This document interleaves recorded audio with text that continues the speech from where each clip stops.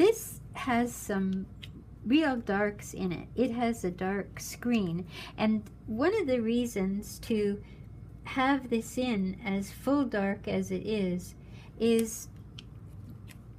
because it's going to keep our eye from going off the page. It's going to work that way. So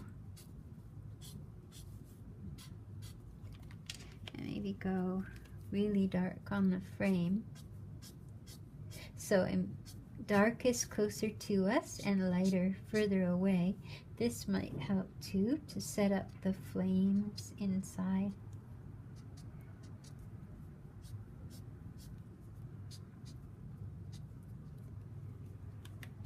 There.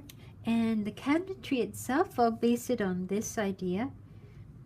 So, because we don't want it to be too powerful. So we'll start with our 3.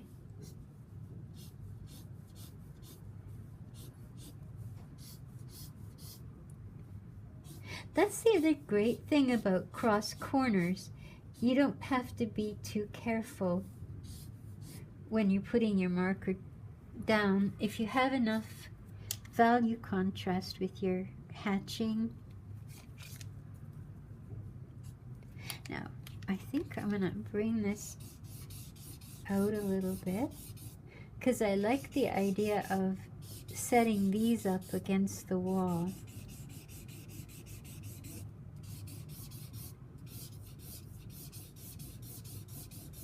So not just one stroke, but many strokes. And I think I might marry those two. If it's a dark floor, we can start back here. And so I started with the dark, and then you can start to let go of it as you move away. That's the same as the baseboard. You can start to let go. And back here, it's not going to be as dark at all.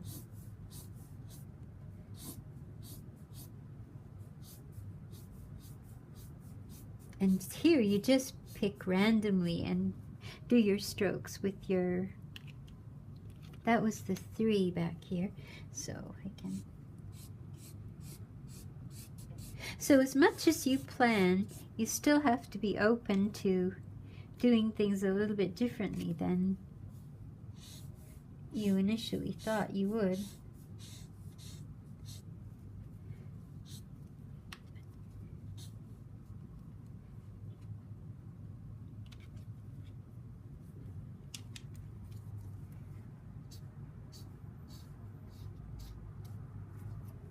That created a little bit of reflective light there.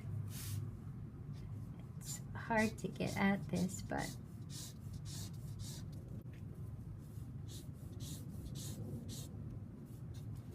I think I'd like this to be a little darker. And I want that corner to set up that corner, so I can go maybe a little darker there. So those are your guiding factors, that you go darkest and more contrasty with the parts that are closer to us and that are our focus. You never lose sight of what part of it is your focus. So this I want to make sort of not important, so I want to not put a lot of value contrast. I didn't make this as dark as it really is, and this I'm just going to go straight over it, and could have done that with the whole thing, gone straight over it, and put this in a little bit darker. So the top of the bed, we don't want to put too much there. We want that to stay pretty light, but on floor plan you can go quite contrasty with your shadows. So that's going to set our bed up, because before that it really wasn't set up, and those things are light. So, And our cushions, we put them a little bit dark. The bed, we can kind of make a little white in between this. So that's that leading corner. Remember, we had that leading corner here. And this is in the light, so we can just put that little shadow, cover that over. And this is a dark item, so we can put that in as just a flat dark item.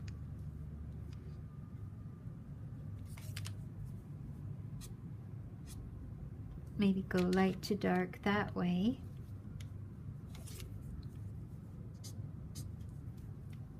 And the carpet, the flooring is, I'll go with a 3 here to show the flooring. And maybe a little bit of 5.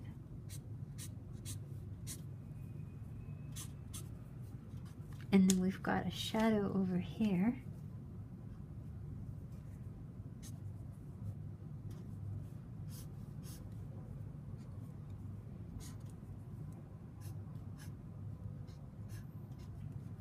There, and that flooring. It's good to move from one thing to another because you see some of the weird things that you've missed. And our carpet has color, so we'll go in and dot that up. Maybe go a little dark on our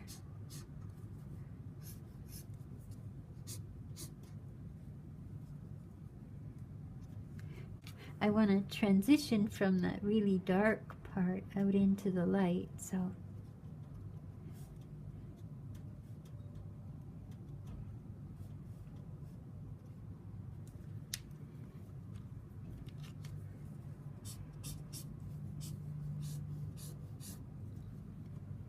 there's our floor plan. It needs a stronger border, and then I'd leave it and then come back a little bit later and see what I'd like to improve, fix up, add, because right now I'm too close to it.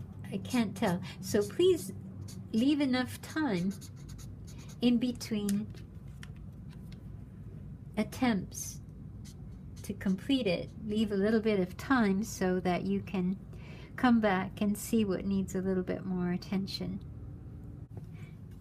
This is a piece of board. It's an illustration board, but the thing about it that's most important is that it's thick and clean. So when you want to do straight lines, straight strokes with your markers, it's very important to have something like this that will absorb the ink. If you use your set square, the ink gets underneath it and spreads and stains. So I didn't like the look of this being so white, so I wanted to go in and just use my card as I would my set square, just to clean that, take that away. I want the most contrast on the bed here, so that's supporting it, our two shadows on either side. Here on the wall, where it's a large vertical area, I want to do some vertical strokes, so I'll just use my card. I made some strokes without the card, and they look a little wild, so this will help to calm those down. And because there are so many verticals in the room, this has to be straight. Otherwise, it's going to look as bizarre, too bizarre, so it won't fit. So I'm trying now you can do things like this. If I want these pictures here on the side, I can do that. It helped. When I had those sitting out there all by themselves, they looked ridiculous, so I had to bring a value over to support them. I also missed a shadow for my drapery, so I'll have to put that in as well with a little bit of cross-hatching. The typeface that I've used, if I had put it in black against white, that would be the highest contrast in the whole drawing.